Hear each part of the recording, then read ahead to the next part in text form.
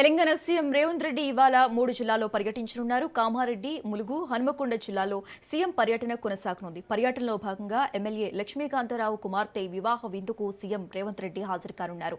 అనంతరం మేడారంలో సమ్మక్క సారలమ్మ గద్దలను దర్శించుకోనున్నారు.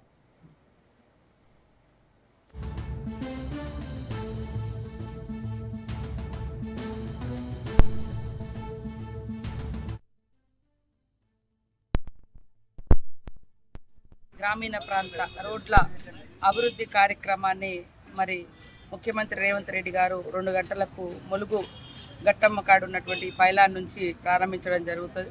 దానికంటే ముందు మన ముఖ్యమంత్రి రేవంత్ రెడ్డి గారు సమ్మక్క సారలమ్మ సన్నిధిలోకి వచ్చి దేవుళ్లను దర్శించుకొని అక్కడ రాష్ట్ర వ్యాప్తంగా ఉన్నటువంటి ఒంటరి మహిళలు, వితంతు మహిళలకు సాచురేషన్ మూడ్లో మనం ఇస్తున్నటువంటి పెన్షన్ కార్యక్రమాన్ని కూడా ప్రారంభించడం జరుగుతుంది.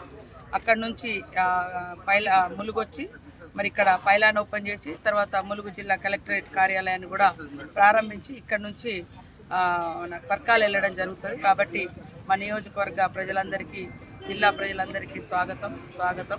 అదేవిధంగా రాష్ట్ర వ్యాప్తంగా ఉన్నటువంటి కాంగ్రెస్ పార్టీ నాయకులు, అభిమానులు, మంత్రులకు అందరికీ కూడా స్వాగతాన్ని పలుకుతూ మరి అందరూ ఈ యొక్క కార్యక్రమాన్ని పాల్గొని విజయవంతం చేయాల్సిందిగా కోరుతాం.